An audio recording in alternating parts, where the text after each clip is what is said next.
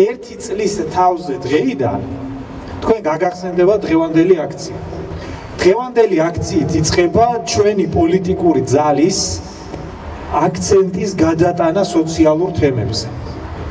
აწი, რაზეც ვიმუშავებთ, რასაც მივაწვევით, ერთ-ერთი იქნება სოციალური პრობლემატიკა, იქნება დემოგრაფიის პრობლემატიკა და ამის გარშემო დაგჭირდება თქვენი თანადგომა. პატივცემულო დამკვირვებელ საზოგადოებამ, ძალიან დიდი მადლობა რომ მოხვედით. ყველაზე ღირებული აქტივი რაც არის პარტიისთვის, არის ხალხი, რომელიც ახალ ბრძოლაში მასთან ერთად პირველი შედის. და ეგ ხალხი თქვენ ახართ. ძალიან დიდი მადლობა რომ მომბრძანდით. მადლობა თანადგომისთვის. ფაქტიურად ეხლა აქ ვინც ხართ, უმეტესობას პირდაპირ სახეზე გცნობთ და ვიცი რამდენი ხანია ჩვენ გვერდით გახართ და ეგ ძალიან მნიშვნელოვანია. აი ეხლა რო შემოვდიოდი ამ აქციაზე, აი შემოსასვლელში გამაჩერა კახელმა გლეხმა.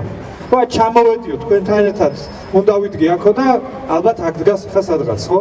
და მეუბნება რომ აი თქვენო ეხლა თბილისში ცხოვრობთო და ალბათო ვერ წხვდებითო და იქო როგორი პრობლემა გვაქვს, აი გლეხი ვარო მეო და რაღაცა ხომ მომყავსო. წელიწადში მქონდა 75 ლარი გადასახდელი, რომ მომერწყა ეგ რაღაცაო და ეხა თვითონ მორწყვაში მახტევიებენ 105 ლარსო. ანუ იმდენჯერ მიწევს, რომ აზრი არა აქვს იქ რომ რამე მოვიყვანო და აი ეგ ხო ობიექტური მოცემულობა პრობლემა არის. ოღონდ მან ვეკითხულობ, რომ აი ხა მთელი კახეთი ხო მაგ პრობლემაშია. ხო მოვა რთველი და მთელი კახეთი იტყვის, რომ ბიჭო, რა ფასად იმარებენ ამ ყურძენს, რა უბედურება არის, როდემდე უნდა ვიყოთ ესე მათხოვრულად, მაგრამ დღეს აქ არ არის. მეორეს გეტყვით. რუსთავში რაღაცა ადგილი არის და ეხა აპირებენ, რომ ის მიწები ლეგალურად ხალხს აქ ნაყიდი გაიხნის წინ და ეხა აპირებენ, რომ წაართვათ. იმიტომ რომ რაღაცა პროექტი აქვთ რა. და მოусმინე მეთქი, რავი, თქვენ კუთვნილ მიწას გართმევენ, რა უბედურებაა და მეთქი ერთი კაცი მოვა ჩვენ ტელევიზიაში, რომ მოყვეს გასაჭერი და ერთი კაცი ვერ მოვიდა იქიდან, რომ მოეყოლა, რომ აი ესე მიწას გვართმევენ რა. კიდე ერთი პრობლემა, აი შოთა მახსენა მაღაროელების პრობლემა იყო და ჩამოსულები იყვნენ აქ. კანცელარიასთან იყვნენ, ეგ ხალხი ჩამოსულები სანამ დაიჭერდნენ. და თბილისელები 100 კაცზე მეტი ვერ დავხვდით მაგ ადამიანებს, რომლებსაც შიმშილის საფრთხე აქვთ პირდაპირ. და ამას რატომ ყვები, იცით?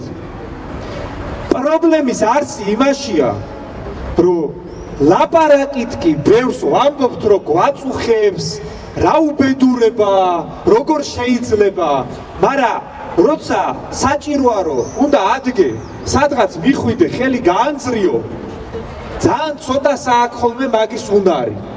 და თქვენ ეხლა აქ ვინც ხართ ის უმცირესობა, ვისაც მაგისი უნარი აქვს, ვისაც შეუძლია რომ მარტო კი არ იწუწუნოს, რაღაცა მომენტში ადგეს, გამოვიდეს და დადგეს და თქვას, რომ ჩემი პოზიცია არის ესეთი, არ მომწონს.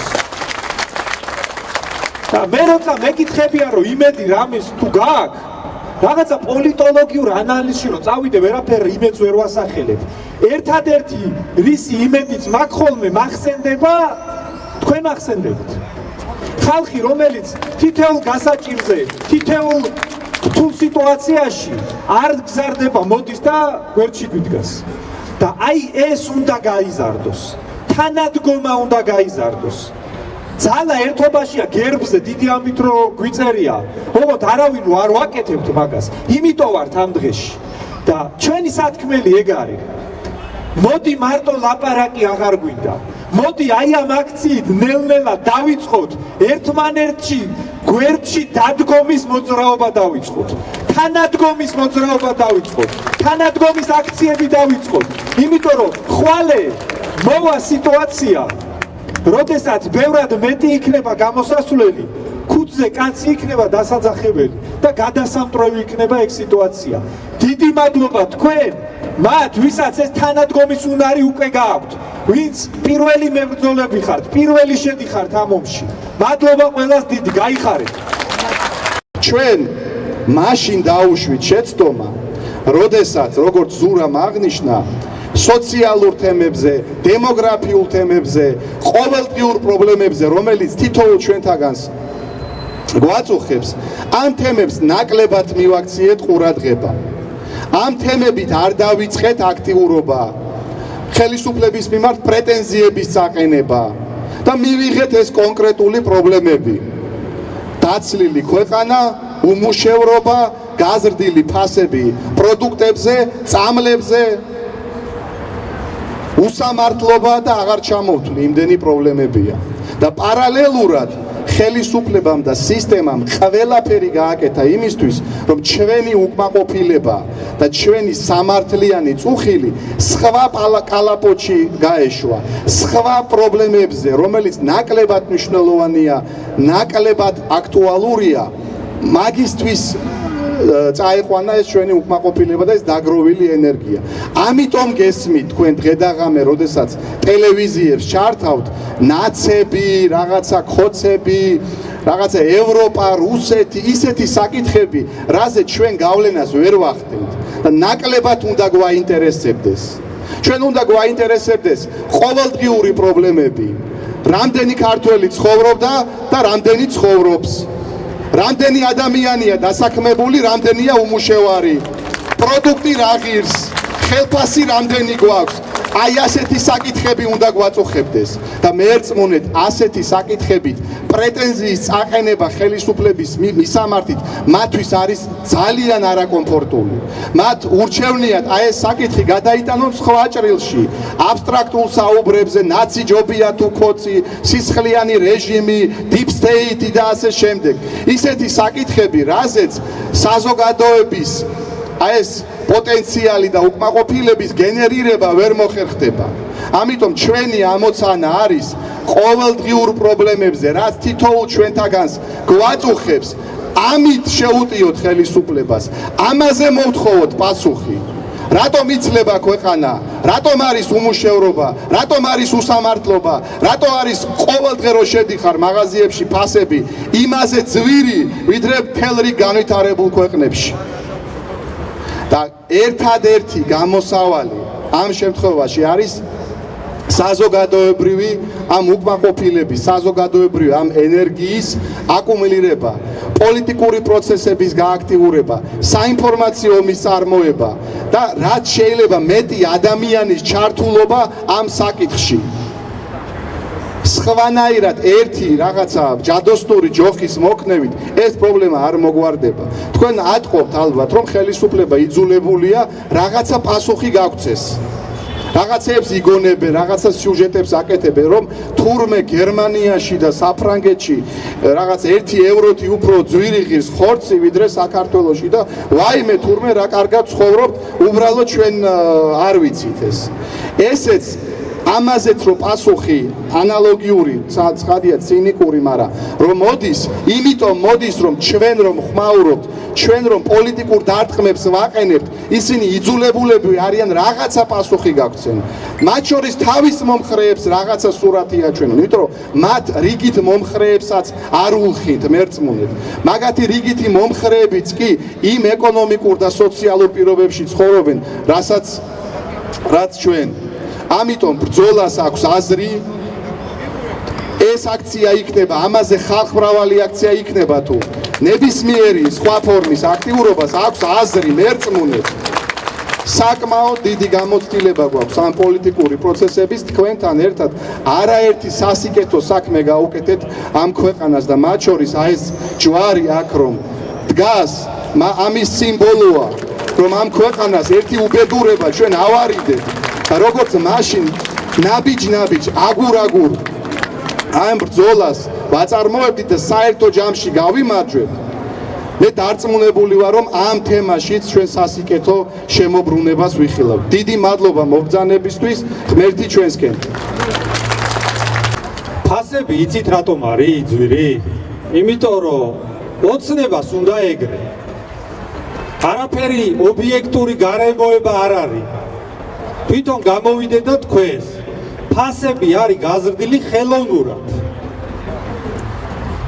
იმისთვის, რომ ბევრი ფული გააკეთონ მათივე ბიზნესმენებმა, მომატებულია 300%, 400% ხელოვნურად. რამე მიზეზი კი არ არსებობს. უბრალოდ ესე უნდათ. მანქანების გამბაჟება რატომ არის იცი აკრძალული? ეგრე უნდათ უბრალოდ. რამე საჭიროება კი არ არსებობს. ეგრე გადაწყვიტეს. ერთპარტიული მართლობაა და რასაც მოუნდებათ იმას გადაწყვეტენ. ვენახის გაშენება რატო შეიძლება? არ შეიძლება, იცით დაუკითხავთ? ეგრე უნდათ. თქვენ გონიათ რამე საჭიროება არსებობს, რამე გარემოება ობიექტური რაც მაგისკენ უბიძგებს, არაფერი. ეგრე მოეპრიანათ. თან ამას კი არაფერს არ ახსნიან, რამეს ხსნიან? არა, პირდაპირ იძახიან, ესე გვინდა. 80% გვაქვს აღებული და რასაც მოგვინდება, იმას გავაკეთებთ ხალხო. და ეს სიტუაცია, რაზეც ახლა ჩვენ ვართ გამოსული, ეს სოციალური პრობლემები, იმიტომ კი არ არის ქვეყანაში, რომ რაღაცა ობიექტური გარემოება მუბიძგა. უბრალოდ ასე უნდათ და მაგიტოა, ფული უნდათ. ბევრი ფული უნდათ. და იციან, რომ მაგას რომ გააკეთებენ, უკუცემა არ იქნება არაფერი. ამიტომ ვართ ახლა ჩვენ აქ გამოსული, რომ უკუცემის პროცესი დაიწყოს. ასეთ საკითხებში სიტუაცია იქამდეა მისული, რომ ხალხს რასაც უნდა გადაუწყვეტენ. და უკვე იმდენად არის გათავხედებული ეს სისტემა, რომ საერთოდ არ ელოდება, რომ ხალხისგან რაღაც რეაქცია იქნება. ამიტომ ჩვენ დღეს რასაც ვიწყებთ, ეს არის პროცესი იმის, რომ ასეთი მიდგომა ხალხის მიმართ აღარ შეიძლება არ ვიტანთ ასეთ მიდგომას. და ეს რაში მდგომარეობს, იცით, ეგეც მნიშვნელოვანია. აი, რაში მდგომარეობს ის, რომ აღარ ვიტანთ ამას. რაში მდგომარეობს და ქართული ოცნებისთვის მხარდაჭერა უნდა ეხავდეს ხალხო. სხვა გამოსავალი არ არის. არ შეიძლება. ქართული ოცნება, ნაციონალური მოძრაობა, ეს არის ერთმანეთთან გადაბმული და ერთი მეორეზე უარესი ძალა. არ შეიძლება მაგათვის მხარდაჭერა. და საჭიროა ახალი ძალა. აი ეს პროცესია საჭირო. სხვანაირად არაფერი გამოსავალი არ იქნება. და აი ამ პროცესისკენ ნაბიჯის გადადგმა არის დღევანდელი დღე. და ეს პროცესი ძალიან მკაფიო უნდა გავხადოთ ჩვენ რისთვის ვიბრძვით. ჩვენ რომ ასეთ მიდგომას თავრობის მხრიდან რომ რასაც უნდა გადაწყვეტენ, რასაც უნდა ხალხს აკადრებენ, ამას რომ ხალხი არ უნდა იტანდეს და როგორ უნდა იქცეოდეს რომ არ იტანდეს, აი ეგ მკაფიო უნდა გავხადოთ ჩვენ. და ჩვენი მაგალითით ბევრისთვის გახდება მკაფიო. ეხლა დღეს ჩვენ არა ვართ საკმარისი რაოდენობა, მაგას ყველა ვხდებით, ხო? და ეს პროცესი არის იმისთვის საჭირო, რომ მეტი გავხდეთ. მეტმა დააყენოს პირდაპირ საკითხი ასე. ეხავს იმათვის მხარდაჭერა არ შეიძლება. გადმოდი ჩვენსკენ. მეტმა უნდა დააყენოს საკითხი ასე. იმიტომ რომ თუ ასე არ დადგება საკითხი, სხვანაირად ეს არის ჩაკეტილი წრე, რასაც მოუნდებათ გადაწყვეტენ. უბრალოდ მოეპრიანებათ და არაფერი მეტი ახსნა ამას არ ექნება. და ამიტომ ჩვენ დღეს რასაც ახლა ვაკეთებთ, ამისთვის თქვენ ყველას დიდი მადლობა. თქვენ აკეთებთ ძალიან მნიშვნელოვან საქმეს. ყველას აძლევთ მაგალითს თქვენ. როგორ უნდა მოიქცეს ყველა. ყველა რო ასე მოიქცეს, პრობლემების 90% მოგვარდება. მადლობა თქვენ ამისთვის. ჩვენ შემთხვევაში, რასაც ჩვენ ახლა უყურებთ, რისი მონსტრეთ მთელი საზოგადოება განურჩევლად იმისა უჭერენ ისინი მხარს კონკრეტულად ჩვენ პარტიას თუ არ უჭერენ, ყველას უდგას სიკვდილ სიცოცხლის საკითხი და ყველას უდგას ამ ქვეყანაში არსებობის საკითხი. და გამოსავალი არის მოსაძებნი პოლიტიკური ძალების მიერ. სხვა ვარიანტი არ არსებობს და რა მოცემულობასაც ჩვენ საზოგადოებრივ განწყობებში ვხედავთ, გამოსავალი მდგომარეობს შემდეგში. ჩვენ უნდა შევქმნათ გრძელვადიანი პროცესი. თუ არ გამოდის ერთი დიდი აქციის ჩატარება და ამით ყისიერად ვითარების გადატეხვა, მაშინ უნდა ჩატარდეს ბევრი მცირე აქციები, რომლებსაც ექნება მზარდი ხასიათი, რომლებიც იქნება შემაწუხებელი, დამაზიანებელი ხელისუფლებისთვის, რომელთა ფუნქციაც არის რაც შეიძლება მეტ ადამიანს თბილისში თუ რეგიონებში მიაწვდინოს ხმა იმაზე, რომ ვიღაცეები იბრძვიან ამ თემაზე, ვიღაცეები ხმას იღებენ, ვიღაცეები არ ჩერდებიან და გაუჩინოთ მათ мотивация, მოდი შეუერთდეთ ამ ადამიანებს.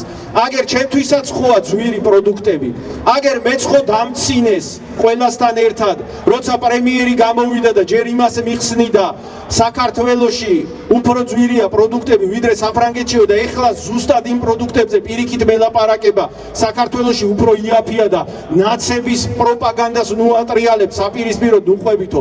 ამას ხო ყველას დასცინოდა პრემიერი. ეხლა გათითოკაცებული ადამიანები რომ ვერც იგებენ ვინმე თუა ხმის ამომღები ამაზე, ამ აქციების, ამ გრძელვადიანი პროცესის ამოცანა უნდა იყოს ის, რომ რაც შეიძლება მეტ ადამიანს გავაგებინოთ. აგერ ხალხი არ ჩერდება, ჩვეულებრივი ადამიანები ხმას იღებს, არ ერიდება, იბრძვის და მოდი მათ შევუერთდეთ. და ამიტომ ჩვენ რასაც ვაანონსებთ, რა ტაქტიკაც გვექნება, ძალიან ბევრი მოთხოვნა მოდის ხოლმე შეტყობინებების სახით, წერენ, გვიკავშირდებიან, ჩავატაროთ აქციები სხვადასხვა თემებზე, სოციალურ თემებზე, პოლიტიკურ თემებზე, იდეოლოგიურ თემებზე. ეხლა რა პროცესაც ვაანონსებთ და ვიწყებთ, ჩვენ გვექნება ხშირი აქციების პროცესი. რაც შეიძლება მეტ თემაზე, რაც ხალხს აწუხებს, ჩვენ შევიკრიბებით და შევეცდებით მთელ საქართველოს გავაგებინოთ, რომ ამ თემაზე არსებობს ხალხი, ვინც არ ჩუნდება. და თითო კაციც რომ დაგვემატოს თითოეულ ასეთ აქციაზე საბოლოო ჯამში ვიქნებით ბევრნი და თქვენც ყველა ხედავთ ეხლა რომ უკვე მიდის ლაპარაკი სავარაუდო მათ შორის ვადამდელ არჩევნებზე და რომც არ იყოს ვადამდელი არჩევნები უკვე აგერ 2 წელზე ნაკლები რჩება იქამდე. თქვენ თვითონ ხედავთ რომ მოახლოვდა თვითონ საარჩევნო პროცესი და გარდატეხის საშუალება არის მოთხოვნები წაუყენო ხელისუფლებას, რაც შეიძლება მეტად დააზიანო მისი რეიტინგი, რეპუტაცია, თუ შეუსრულებელი მოთხოვნებით დასცინის მოსახლეობას და ამ გზით გააძლიერო მის საპირწონედ მდგარი პოლიტიკური ძალები. აი ამ ძალის სახით ვიარსებებთ ჩვენ მაგალითად და ამ ბრძოლაში გეპატიჟებით, რომელიც იქნება გრძელვადიანი პროცესი. ამიტომ არავინ არ დაფიქრდეს იმაზე, არ შეშინდეს, არ დაბრკოლდეს, ხომ არა ვართ ცოტანი. ამ აქციების თავარი ამოცანა არის დანარჩენ ხალხს გავაგებინოთ და გავმრავლდეთ. ისედაც გასაგები იყო, რომ ეხლა ამ მომენტისთვის 100,000 კაცი არ გამოვიდოდა, მაგრამ რომ მოახლოვდება არჩევნები და ხელისუფლება იგრძნობს, რომ აი მან გამოვა შეიძლება 100,000 კაცი და ჩემს წინააღმდეგ გადაწყვეტილებას მიიღებს, ეგ არის მთავარი мотивация, მაპროვოცირებელი მუხტი ხელისუფლებისთვის, რომ უკან დაიხიოს და ხალხის ხმა გაიგონოს. მუქარა ხალხისგან იმისა, რომ ხალხი მათ დასჯით დაცინვისთვის, არის მთავარი ძალა და ამ მუქარის ორგანიზებას ვაპირებთ ჩვენ ასეთი აქციების სიხშირით. ეხლა მინდა მოკლედ ჩამოვაყალიბო ჩვენი მოთხოვნები, რომლების სრულ ჩამონათვალს ვერ შემოგთავაზებ, ცხადია, იმიტომ რომ იმდენად გრძელია სოციალური პრობლემების სია და მათ შორის ჩვენი მოთხოვნების სია, რომ დღევანდელი დღე არ ეყოფა უბრალოდ ამის ჩამოთვლას, რამდენი პრობლემა უდგას მოსახლეობას და რამდენი რეალური მოთხოვნა არსებობს, მაგრამ აი ძირითად მოთხოვნებს ჩამოვაყალიბებ აი მოკლედ რაც შეიძლება. პირველი მოთხოვნა დაგვპირდნენ აგერ რამდენიმე თვის წინ, რომ ისინი შეამცირებდნენ პროდუქტების და მედიკამენტების ფასებს. ჩვენ ხო რაღაც ისეც არ ვითხოვთ, რაც მათ რისი პირობაც არ დაუდიათ. თუ არ შეგეძლოთ, აბა რას გვპირდებოდით? დაგვრცინოდით? თქვენივე ჩამოყალიბებული სტატისტიკა, თქვენივე ჩამოყალიბებული მონაცემები შეასრულეთ. თქვენივე დანაპირები ამ კომისიის შეასრულეთ და ხალხმა ერთხელ და სამუდამოდ ამ ერთ მოთხოვნაში მაინც უნდა მოახერხოს. აი უახლოესი წარსულის განმავლობაში დაყენებულ მკაფიო დაპირების შემთხვევაში მაინც უნდა მოახერხოს, რომ ერთი დაპირება მაინც მიაწვეს და შეასრულებინოს ხელისუფლებას. წინააღმდეგ შემთხვევაში ვიტრიალებთ აი დაუსრულებელ წრეზე, სადაც პიარისთვის დაგვრცინიან, თან ამ პიარში თვითონ იღებენ დივიდენდებს და შემდეგ ისევ აძვირებენ პროდუქტებს, რადგან პროცესი, რომლის მომსწრენის ჩვენ გავხდით, მისი რეალური შინაარსი იყო შემდეგი. უბრალოდ მიაწვნენ ქსელებს, რომლებიც ვაჭრობენ პროდუქტებით, იმისთვის რომ მათ ხელისუფლებისთვის ადკატების სახით მეტი პროცენტი გადაერიცხათ, საბოლოო ჯამში შეჯერდნენ უკეთეს პროცენტებზე და დაივიწყეს საკუთარი დაპირება. ჩვენ უნდა ვაჩვენოთ ხელისუფლებას, რომ ხალხის გადაგდება უფრო ძვირი დაუჯდება, ვიდრე აი ამ სავაჭრო ქსელების, მეპატრონეების განაწყენება. ეს არის ჩვენი პირველი მოთხოვნა. ამ მოთხოვნასთან დაკავშირებით თვითონ კობახიძეს აქვს გაჟღერებული აი გამოცხადებულ დებატებში ჩვენ მიერ წამოყენებული ინიციატივა აქვს გამეორებული, რომ შეიძლება ეს იყოს კარგი იდეა. ჩვენ წამოვაყენეთ ინიციატივა, გიორგი ქარდავამ გააჟღერა საკრებულოში შეიქმნას სახელმწიფო აფთიაქების ქსელი, რომელიც მედიკამენტებს გაყიდის თვითღირებულებასთან მიახლოებულ ფასში, შეღავათიან ფასებში. პარალელურად არსებობდეს ასეთი ქსელიც იმ აფთიაქების გვერდით, რომლებიც უბრალოდ არანორმალურ ფასებში ყიდიან მედიკამენტებს გაჭირვებულ ადამიანებს. ეს არის ჩვენი მეორე მოთხოვნა. ჩვენ დავპირდენ გაიაფებას და შედეგად ყველაფერი გაძვირდა ამ თვეების განმავლობაში. და ერთ-ერთი რაც პირდაპირ მათზე იყო დამოკიდებული ცალსახად, რაც აი თვითონ გააძვირეს, არის დენის ტარიფი. გამოგვიცხადეს, რომ 5 თეთრი ძვირდებოდა დენის ტარიფი და ეგ ისეთი შეფუთვა იყო, უნდა მოჩვენებოდა ადამიანს, რომ 5 თეთრი რა არის და არაუშავს. როცა რეალური ფასი 15 ან 20 თეთრია, გააჩნია რეგიონებს. რეალურად გამოდის, რომ 30%-იანი მატება, ან კოლოსალური მატება იყო. მოვვითხოვთ შეამციროთ, დააბრუნოთ დენის ტარიფი იმ ნიშნულზე, რომელიც მანამდე არსებობდა.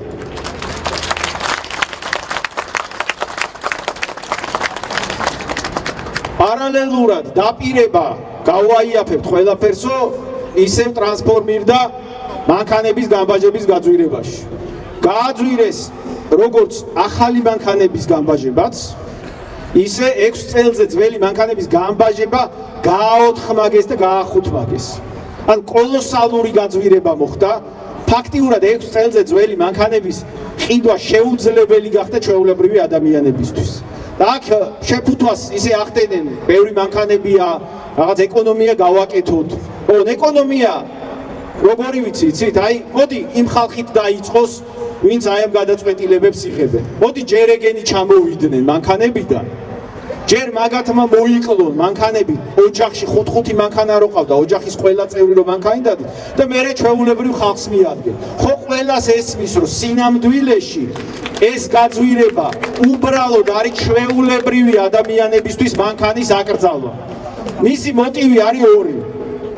ერთი, უბრალოდ ზედმეტად დისკომფორტული გახდა ხელისუფლების ელიტისთვის საცობებიან ქუჩებზე მოძრაობა და მოდი ეს ხალხი ჩავხსნათ საერთოდ, ეგ იყო მათი პირველი мотиваცია და მეორე мотиваცია არის მონოპოლიას ქმნიან მანქანებით ვაჭრობაზე. ჩინეთის მიმართულებაზე ეკნებათ ამათ მონოპოლია და აი ეგ რო ვაჭრობს ჩვეულებრივი ხალხი, მათ შორის მანქანების ჩამოყვანა რო ხდება და ჩვეულებრივი ხალხი რო აკეთებს პურის ფულს მანქანების შემოყვანით ან რეექსპორტით, მოდი ეგ ხალხი ჩავხსნათ და ჩვენვე ვაკეთოთ ფული. აი ეგ იყო მათი გადაწყვეტილება.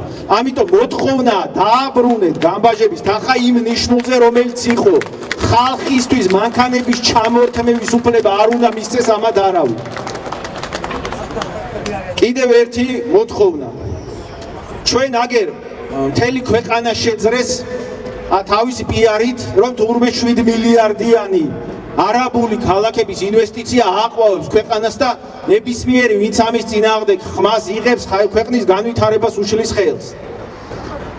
თუ ასე ზრუნავენ ქვეყნის შემოსავალზე, ყველაზე დიდი საექსპორტო რესურსი საქართველოს აქვს ამ მომენტისთვის. მანქანების რეექსპორტი მოიცავს 3 მილიარდამდე დოლარს წელიწადში. ანუ ერთ წელიწადში მანქანების რეექსპორტში ქვეყანაში ბრუნავს 3 მილიარდ დოლარამდე. და მთელი ეს მანქანების რეექსპორტის პროცესი ადგენენ და აქედან ჩახსნეს ფაქტიურად თითქმის სრულად ქართველები. უცხოელებზე გადაიტანეს ეს პროცესი და თუ აქამდე ქართველებს შემოყავდათ მანქანები და მერე უცხოელებს იქნებოდა ეს რუსეთი, შუა აზია, მათგან უწევდათ მანქანების ყიდვა და ქართველებში რჩებოდა ეს ფული.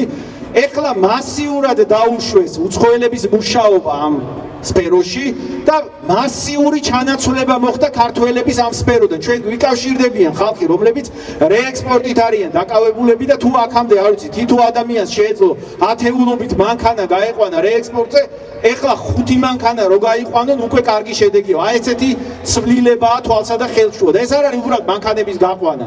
ეს არის მანქანების ნაწილების შემომტანები, ხელოსნები, მანქანების რეცხვა, შეხება, ყველი ინდუსტრიაა ამის ირგვლივ.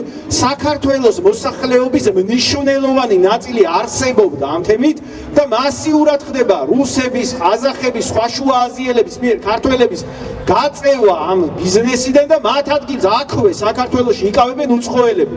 და რატოა იცით აი ეს ინტერესი ხელისუფლების мотивация ამ ქართველების ჩანაცვლება. ხელისუფლების გარეშე უცხოელი მოწყვლადია ამ ქვეყანაში.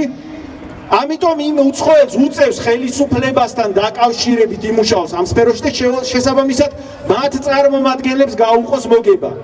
ხოლო ქართველი, რომელიც რეექსპორტით არის დაკავებული, ის ავტონომიურია, მას არ ჭირდება ხელისუფლებასთან რაიმე კოოპერაცია და თვითონ ჩვეულებრივი ქართველები ირჩენენ თავს. ამიტომ ეს 3 მილიარდიანი ბიზნესი აქედან რომ ჩახსნეს მთელი სეგმენტი საქართველოსი, როცა აგერ 7 მილიარდი შემოვა 10 წელიწადში და მთელს ქვეყანას ამადლიან და არაბებზე ყიდიან ქვეყანას 3 მილიარდი ტრიალებს მხოლოდ ამ სფეროში წელიწადში. ქართველების ექსკლუზივი უნდა იყოს საქართველოში რეექსპორტი, უნდა მოხდეს მიღება რეგულაციისა, რომ ამ ქვეყნიდან ვინმეს გაყვანა თუ უნდა მანქანის ქართველისგან იყიდოს და ისე გაიყვანოს. ქართველმა ხელოსანმა შეუკეთოს, ქართველებმა შემოიტანონ ის ნაწილები და მათგან იყიდოს სხვა. ეს არის ჩვენი მოთხოვნა.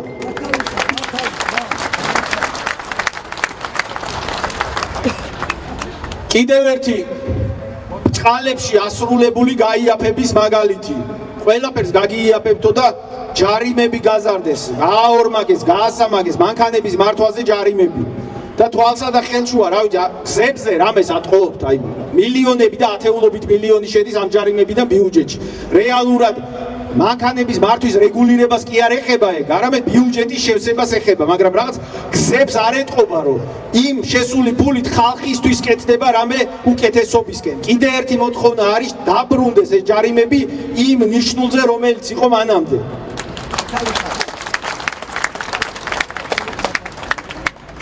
კიდევ ერთი მოთხოვნა რაც გვაქვს, ეს ამ მოთხოვნას ყოველთვის ვახსენებთ ხოლმე, ვაჟღერებთ, იმიტომ რომ ძალიან მნიშვნელოვანი მოთხოვნა და ეხლაც აგენ მშობლები კვირების განმავლობაში ითხოვენ საკუთარი ბავშვებისთვის წამლების პრობლემის მოგვარებას, ხო? ჩვენ დაპირება მივიღეთ თავიდან უფასო ჯანდაცვის, ასე მოვიდა ოცნება, უფასო ჯანდაცვის. ვინმე ხედავთ ამ ქვეყანაში უფასო ჯანდაცვას? ჯანდაცვის ხარჯების გადახდით გაწყდა წელში ერი. ამიტომ მოვითხოვთ შეასრულონ დაპირება, რომელიც თავიდანვე მოგწენ. ბოლოს და ბოლოს მოიტანონ ამ ქვეყანაში შექმნან უფასო ჯანდაცვის სისტემა, რომელიც საბოლოო ხარჯს რეალურად ჯანდაცვაში საზოგადოების მხოლოდ შეამცირებს. თავარი პრობლემა, რომელიც ამ ქვეყანას უდგას, არის დემოგრაფიული პრობლემა. ერი თვალსა და ხელშუა კვდება. გასულ წელს საქართველოში დაიბადა 37,000 ბავშვი მხოლოდ. იმავე წელს გარდაიცვალა 44,000 ადამიანი საქართველოში. ანუ 7,000-ით მეტი ერთ წელიწადში გარდაიცვალა, ვიდრე დაიბადა. ზოგმა შეიძლება ვერ გააცნობიეროს 37,000 კლება, ცოტა, ბევრია. 2014 წელს რამდენი ბავშვი იბადებოდა, იცით? 60,000 ბავშვი დაიბადა 2014 წელს. 38%-იანი კლება გვაქვს ბოლო 12 წელიწადში. ასეთი დრამატული კლება თუ გაგრძელდა, კიდე 10 წელიწადში 38%-იანი კლება თუ წავიდა, ჩვენ მივიღებთ უბრალოდ მოხუცებულ მომაკვდავ ერს, რომლიდანაც ახალგაზრდობა მასიურად გაედინება თან ამასთან ერთად და ამის შემოტრიალება გახდება შეუძლებელი. ამიტომ მოვითხოვთ, დაწესდეს რეალური ადამიანური მართლა ნამდვილი შემწეობები მშობლებზე იმ ფინანსური ხარისხით, რომელიც რეალური შემწეობა იქნება და დაწესდეს საშემოსავლო შეღავათები ყოველი შვილის დაბადებაზე. ხოლო სამშვილიან ოჯახებს ჰქონდეთ ნულოვანი საშემოსავლო გადასახადი. ეს იქნება რეალური შეწევნა ოჯახების ფინანსურ შესაძლებლობებში და ოჯახს როგორც ინსტიტუტს ფინანსურადაც გააძლიერებს და мотивация იმისა ადამიანებისთვის რომ შექმნან ოჯახები და გაძლიერდნენ იქნება ბევრად დიდი. ამასთან ერთად რაც მთავარია ჩვენი მოთხოვნაა და ამ თემაზე თვის ბოლოს ან ივნისის დასაწყისში ჩავატარებთ ცალკე აქციასაც. ძალიან ბევრი ადამიანი გწერს, გვიკავშირდება, ითხოვს ამ თემის აქციას და აუცილებლად ამ თვის ბოლოს აგერ ვაანონსებთ კონკრეტულ თარიღს, გეტყვით ახლო მომავალში გამკაცრდეს საიმიგრაციო პოლიტიკა.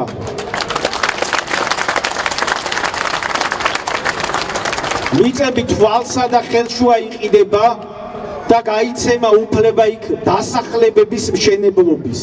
გამკაცრდეს საიმიგრაციო პოლიტიკა, შეჩერდეს არაბული ქალაქების მშენებლობა და მიიღეთ საბოლოოდ ჩვენ მიერ ინიცირებული კანონი, რომლითაც აიკრძალება საქართველოში ბინადრობის უფლების გაყიდვის მანკიერი პრაქტიკა.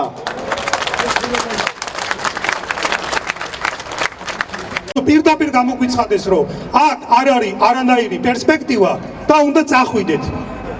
მე დღეს შემხვდა სახელმწიფო უნივერსიტეტის მეოთხე კურსის სტუდენტი, რომელიც უმაღლეს ნიშნებზე ამთავრებს, ანუ ფრიადებზე აბსოლუტურად ყველა საგანს.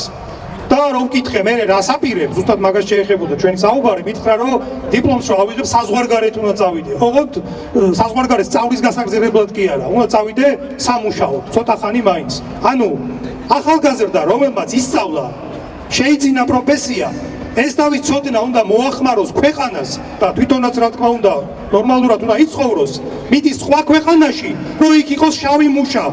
და ეს მარტო ერთი ახალგაზრდის ისტორია კი არ არის. ეს არის ზოგადი ჩვენი მოცემულობა. ეს ამდენი ადამიანი ქვეყნიდან რო გადის, ძირთადად ახალგაზრდები მიდიან, ვისაც მუშაობა შეუძლია ის მიდის. სამუშაო რესურსი რაც იყო და არის უდიდესი ნაწილი უკვე არის საზღვარგარეთ და ყველაზე დიდი ცინიზმი მათ შორის რაც ამ ხელისუფლებამ გააკეთა ამ ადამიანებს, რომელიც იქიდან ინახავენ საქართველოს და ფულს აგზავნიან, უთხრა რომ თქვენ ხმას ვეღარ მიცემთ და საერთოდ შეუზღუდა ხმის მიცემის უფლება. ესეც არის ამ ხელისუფლების გაუგონარი ცინიზმი. 14 წლის თავზე აღმოაჩინეს, რომ თურმე საქართველოში მედიკამენტები და საკვები არის ძვირი. გერმანიაზე და საფრანგეთზე ძვირი. და დაიწყეს მუშაობა ამის მიზეზების გარკვევაზე. სანამ ამ კომისიამ მუშაობა დაასრულა, ის ფასებიც ვერ შენარჩუნდა და მუშაობის პროცესში ყველაფერი გაწვირდა. და ბოლოს გვეუბნებიან, რომ თურმე არც ისე ძვირი ყოფილა საქართველოში საკვები. 3 თვის წინ რო გითხრა გერმანიაში და საფრანგეთში უფრო იაფია, ახლა გითხრეს, რომ იქ უფრო ძვირია ვიდრე საქართველოში. ანუ აი დადატუდაშკიაში როა უკუღმა არის ასინეთა უკუღმაო დაახლოებით ეგეთ რაღაცას გვეუბნებიან. ეხლა აღმოჩნდა რომ თურმე ეგრე არ ყოფილა. ეს არის ცინიზმი მეგობრებო და ამ ყველაფერს აქვს ერთი მიზეზი. ამ ცინიზმის უფლებას აძლევს იმიტომ რომ ჩვენ საერთოდ არ მიგვიჩნევს ფაქტორად. საქართველოს არც ერთ მოქალაქეს არ მაღაროებებზე იყო ლაპარაკი, წარმოუდგენელი უსამართლობა მოხდა. ადამიანები ითხოვენ რომ ნუ დაგხოცავთ შიმშილით. მოთხოვნის საფუძველზე ადამიანები მიცეს სამართლებრივ პასუხისგებაში და გამოკეტეს ციხეში 4 თუ 5 წლით. და ხალხი, რომელთაც საქართველოს ნაძარცვი აქვს და ეს თვითონ აღიარეს, ზუსტად იმდენივე წლით არის გაშვებული ციხეში. ეს არის წარმოუდგენელი უსამართლობა.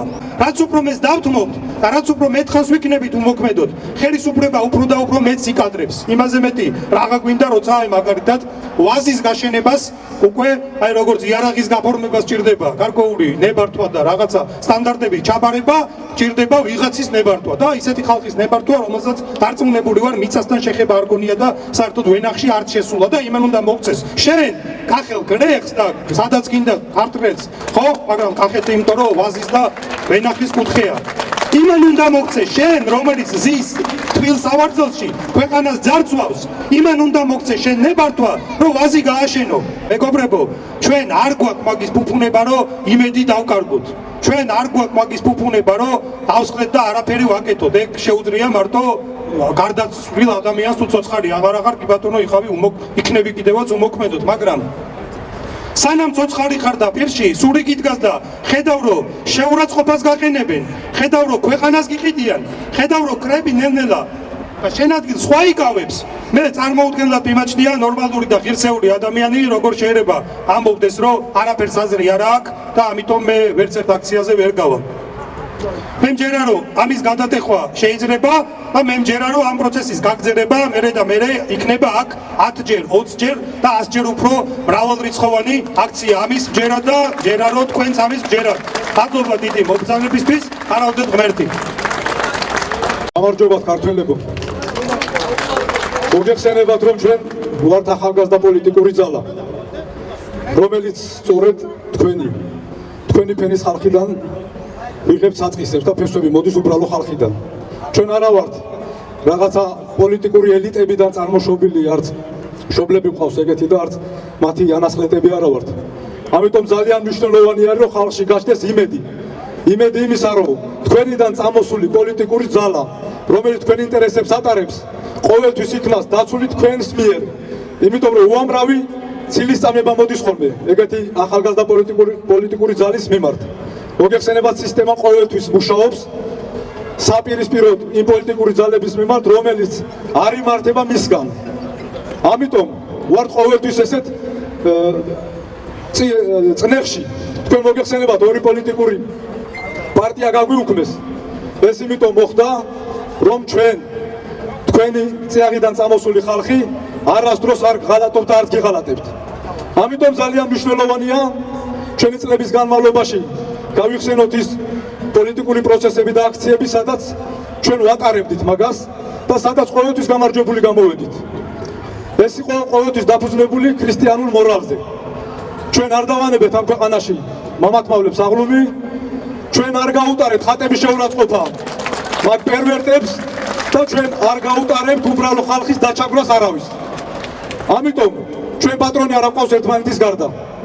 ჩვენი ერთობით, ჩვენი ერთადგომით და მიწოლით უკან დავახევინებთ ეხლაც აი ამ სოციალურ საკითხებზე რომ დავიწყეთ უკვე მოძრაობა.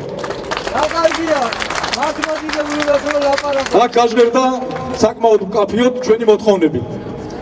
და დღეს ჩვენ ესე სპონტანურად დაორგანიზებულ აქციაზე საკმაოდ ბევრი ხალხი მოვიდა და ამიტომ თუ მაგ მოთხოვნებს არ შეასრულებენ, უკვე უნდა დავიწყოთ ყველამ ერთად ფართო მასშტაბიანი აქციის დაორგანიზება. მაგის გარეშე და თუ მაგათ სწორედ ქუჩიდან არ მივაწექით, ესენი არიან ესე ფეოდალები, ჩვენ მხრებზე დგომნი, წილებში მყოფნი, როგორც სამშენებლო ბიზნესებში, ისე სხვადასხვა ბიზნესებში და ჩვენ ხარჯზე იღებენ ატყატებს და იმ სწორედ ის მომატებული ფასები გვაწვება ზურგზე, რომელსაც ესენი წილებად იღებენ. ამიტომ ჩვენი ერთობით უნდა მივაწვეთ. ჩვენ თუ მაგათ არ მივაწვებით და ფართო მასშტაბიან სახეს არ მივაღებინებთ ამ მოძრაობას, ამ აქციებს, მერწმუნეთ ესენი ისე თბილაძიან სკამებში და ისე კარგად დადიან 300,000-იანი მანქანებიდან საერთოდ ვერც კი ხედავენ ჩაბურული შვებიდან ნაგვის ურნებში როგორ არის ქართველი ხალხი გადაყოფილი საჭმელის საძებნელად. კიდევ ერთხელ ვიმეორებ, ჩვენ ვართ ერთმანეთის პატრონი. ჩვენი ერთობის გარეშე მერწმუნეთ ესენი ყურსაც არ შეიბერტყავენ.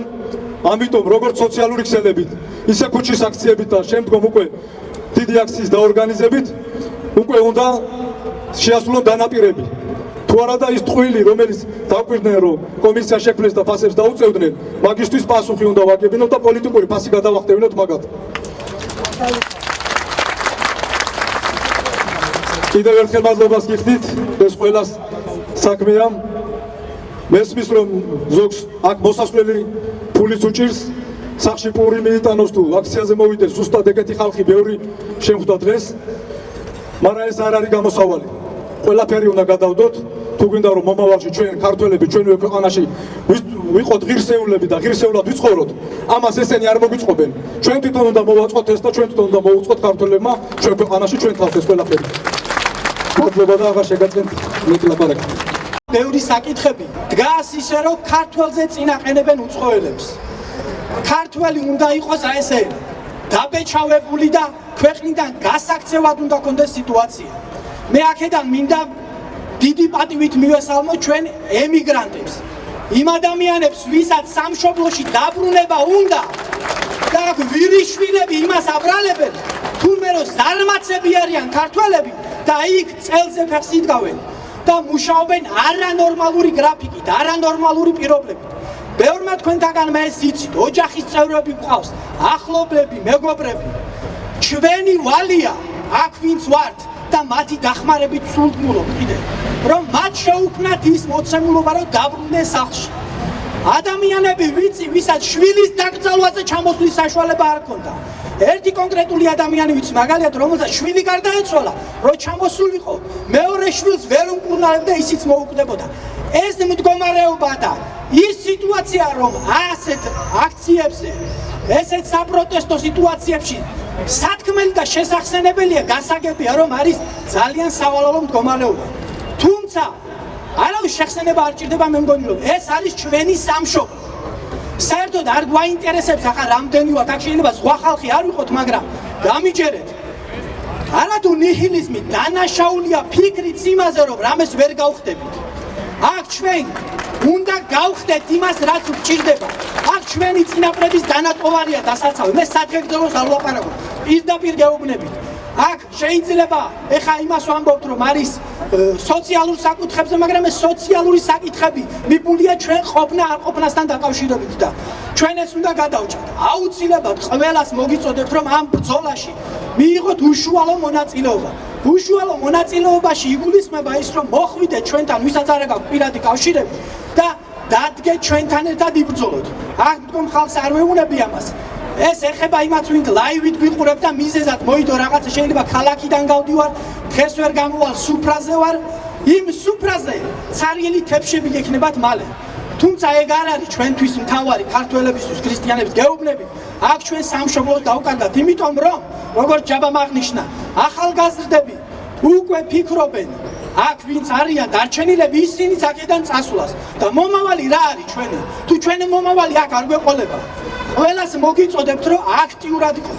ნიჰილიზმში ჩავარდნა, ჩემი აზრით, არის დანაშაული.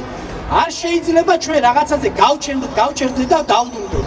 აგერ მაგალითად მოვიყვანე აორთაჭალაში ძირძველი მოსახლეობა ცხოვრობს აზერბაიჯანის საელჩოს გვერდით და იმათ ეუნებიან, რომ ჭირდებათ რაღაც ალიევის კულტურის სახლის აშენება, შენ აქედან უნდა წახვიდეო. რავი, სხვაგან ააშენეთ, თქვენ დალოცვილებო. დამოკიდებულებაზეა საუბარი, რომ აქედან უნდა აიყარო და წახვიდე. ვიცი რატო? ეგრე უნდა სხვას. აქ უნდა დამთავრდეს ეს სხვა და უცხოელი. ჩვენ პატივისცემა უცხოელებისადმი არ გვეშლება. მე პირადად ხავს მეგობრები ქურთები და აზერბაიჯანელებიც და ჩვენ შორის მსგავსი რამე დამოკიდებულა შენ ვიღაცა ხარ, ეგ არ ყოფილა პირიქით. ჩვენ არ გვეშლება, რომ სტუმარი ღვთისაა, მაგრამ ჩვენ თუ ჩვენსას პატივს არ ვცემთ და დუმილით, სადაც შეგახსენებთ, რომ დუმილით გაიცა ქრისტე, დუმილით და უმოქმედობით ჩვენ სამშობლოს დავკარგათ, გეუბნებით. მე არაერთხელ მირთვამს, ჩვენი ოჯახი ვართ სოხუმელები, პატარა ჩემს შვილებს ვასწავლიო სოხუმელები ვართ, ამას ყოველთვის ვამბობ რა. მაგრამ სოხუმი კი არა, ეს მიწა თუ არ იქნა ჩვენი მიერ კონტროლებადი, ამ მიწაზე ჩვენ თუ არ ვიქნებით უმრავლესობა, ის საქართველო იქნება? სიტყვა არ მინდა გამიგრძელდეს, ყველას მოგიწოდებთ აქტიურად ჩაერთეთ, მეზობელი, ნათესავი, ახლობელი, ვინც აკყავს და ცოტა მიძინებულია, შემოვარტყი და გამოაფხიზლეთ, თორე ჩვენი არსებული ხელისუფლება, რომელიც თვითონ ნაცებს იძახის, რავი, ოცნებაში უფრო მეტი ნაცია, ვიდრე მათ, მე მგონი, ხო? აი ეგ ხალხი გადაშენებას გვიპირებს და ეგ არ უნდა მოხერხდეს. ეს უნდა შევძლოთ ერთად დგომით და ყველას მოგიწოდებთ ერთად ომისაკენ. მადლობა, გაგახარეთ ღმერთმა. მე მინდა განვავრცო ირაკლის ნათქვამი, რომ ის სოციალური მდგომარეობა, რომელიც საქართველოშია, სწორედ ოცნების სურვილითაა ეს. და მოდი ეს განვავრცოთ ისე, თუ როგორ მოიყვანეს ეს სურვილი მოქმედებაში. ანუ ის სოციალური ინსტიტუციები, ის საკითხები, როგორც უნდა მოგვარდეს კონკრეტული გზებით, ყველაფერი არის მიფუჭეჭებული სხვადასხვა სამინისტროებში და სხვადასხვა ინსტიტუციებში. აი მაგალითად, შრომელი ხალხი ვახსენეთ, რომლებიც დაპატიმრებულები არიან. თქვენი აზრით, შრომელი ხალხის უფლებებს, შრომის კოდექსი ვინ ოპერირებს, შრომელი ხალხის უფლებებს ვინ იცავს, რომელი სამინისტრო? ცალკე ინსტიტუცია არ არსებობს, ეს არის ბოდიში ჯარგონს ვიხმარ შეტენილი სხვა სამინისტროში, ჯანდაცვის სამინისტროში. დევნილების საკითხიც არის შეტენილი იქ. ანუ ნებისმიერი ექსპერტი სოციალური დაგეგმარების გეტყვით, რომ სამი სხვადასხვა განსხვავებული საკითხით დატვირთული ერთი ინსტიტუცია ვერ იმუშავებს გამართულად. ანუ ჩვენ ამით იმის თქმა მინდა, რომ ჩვენ ზუსტად გვესმის ის პრობლემები, ის ინსტიტუციალური პრობლემები, რაც ხელოვნურად მოაწყვეს საქართველოში, რისი დახმარებითაც მოიყვანეს ის სოციალური მდგომარეობა, რომელიც დღეს არის ამ ქვეყანაში. ჩვენ ვიცით როგორ გააფუჭეს აქ ეს სიტუაცია და ვიცით როგორ უნდა გამოსწორდეს. ამას ნიშნავს პარტიზანული და წერტილოვანი ბრძოლა. თუ ესეა საქმე, თუ ცოტა ვარ, მაშინ ვიცით კონკრეტულად სად დავარტყათ, სად არის მათი სისუსტეები. თქვენ იცით რომ უზარმაზარი ფარმაცევტული ქსელი მუშაობს საქართველოში, უამრავი უდიდესი ბრუნვებით. ასევე მე გეტყვით რომ მათ წარმოებაც აქვთ ქართული მედიკამენტების და ქართული ბაზრის 11%-ზე მეც ვერ ავსებენ. მიუხედავად ამისა 20 მილიონზე მეტი გაქვთ ექსპორტზე. ეს რანაირად ხდება? არანაირი წესი არ არის დადებული საქართველოში, რომ ვალდებულები იყვნენ კონკრეტული ბაზრის რაღაცა მოცულობა შეავსონ ადგილებული წარმოები. 60-ზე მეტი საწარმო მუშაობს და მათი უმეტესი დაწარმი გადის ექსპორტზე, მედიკამენტებს გულისხმობ და ამიტომ ქართული ბაზარი დატვირთულია ექსპორტული მედიკამენტებით. ამას ემატება კიდევ მონოპოლიური და ოლიგოპოლიური მოქმედებები, რომელიც კიდევ უფრო აძვირებს საქართველოში ჯანდაცვას. ამას ნიშნავს კომერციული ჯანდაცვა, რომელიც მარტო მოგებაზეა ორიენტირებული. ქართული ოცნება ზრუნავს კერძო სექტორზე, არ ერევა ბიზნესის საქმეში და ავიწყდება, რომ ეს ქვეყანა კონსტიტუციურად არის სოციალური სახელმწიფო და უნდა იცოდე საქართველოს მოქალაქეებს, რომლების ხარჯზეც მდიდრდება ის კერძო სექტორი. ამიტომ ჩვენ შევახსენებთ არა ისე, რომ ესე გამოვაცხადებთ ხოლმე, რომ არ დაგავიწყდეთო. ჩვენ ზუსტად იმ მათ გაფუჭებულ ადგილებს გამოვაჩენთ და ფართო საზოგადოებას დავანახებთ. თუ როგორ გამიზნულად ანგრევენ საქართველოში სოციალურ კონსტრუქციას, რომ ეს ხალხი გადაიქცეს, საქართველოს მოქალაქეები გადაიქცენ კორპორატების, მსხვილი კომპანიების, მომსახურე პერსონალად ყველანაირი სოციალური გარანტიის გარეშე. ესე არ მოხდება. თქვენ რომ ხედავთ, მე ვიცი რომ საქართველოს მოსახლეობის უდიდესი ნაწილი იქნება, რომელიც თქვენს ნათქვამს ქუჩებში, უბნებში მოისმენს, სადაც თქვენ გაავრცელებთ, რომ ჩვენ უნდა დავიწყოთ სოციალური საკითხების მოგვარება ქუჩებიდან, სამზარეულოებიდან, რაც შეიძლება ბევრი ადამიანი უნდა დაფიქრდეს იმაზე, თუ რატომ ხდება ესე, რომ ყოველ დღე იცვლება ჩვენი მდგომარეობა უარესობისკენ და როგორ გამოვასწოროთ და გამოსწორებების გზებს ჩვენ შემოგთავაზებთ. მადლობა ყველას კიდევ ერთხელ და მომავალში უფრო მეტი ვიქნებით. 13 წლის თავზე მილიონერების ჯგუფს მივეცით და გადავეცით აბსოლუტური ძალაუფლება, ხო? და ის რაც ხდება აბსოლუტურად ლოგიკურია, როცა ასე მოიქცევი, ასეც მოგვივა სამწუხაროდ რა. და ეს ერმა უნდა გააცნობიეროს. დაგვირდნენ გაიაფებას, გაგვიძვირეს. დავიდგარეთ, დავიბრუნებთო და ეხლა უცხო ქვეყნის ინტერესების გამო 5 ოჯახს სახლებიდან ყრიან. აი, ყველაფერი რაც კეთდება, ჩვენ საწინააღმდეგოდ კეთდება, ხო? აი, გუშინ 9 მაისი იყო და გავიხსენეთ ჩვენი უდიდესი წინაპრები, ხო? საერთოდ ქართველებს 365 დღე არ გვეყოფა იმისთვის, რომ ჩვენი წინაპრები მოვიგონოთ სწორად, რომ აი ამ მიწაზე დღესდღეობით კიდევ გვაქვს ფუფუნება, ვიცხოვრობ და შვილები გავზარდოთ, ხო? ჩვენ არ ვართ ის ხალხი, რომელიც ყველა რუსთაველზე მიკროფონის ხელში დაჭერით, ან გადადექის გაიძახის, ან რაღაცა თავრობა დავამხოთ. არ ვართ ჩვენ ეგ ხალხი. რატო იცით? იმიტომ რომ ჩვენ ეს ქვეყანა გვიყვარს. პასუხი არის ეს, რომ ჩვენ გვიყვარს ეს ქვეყანა და ჩვენ ამ ქვეყანაში ცხოვრების უფლება გვჭირდება. განსხვავებით იმ ხალხისა, ვისაც $100,000 ცხოვრების უფლებას ჩუქნიან, პირდაპირ შემიძლია ვთქვა. ამიტომ მეგობრებო, დღევანდელი დღე არის სათავე იმისა, რომ ჩვენ შეგვეძლოს ამ ქვეყანაში ქართველებს ღირსეულად გავაგრძელოთ, გავზარდოთ შვილები, გამრავლდეთ, ავშენდეთ და გავიხაროთ. დიდი მადლობა.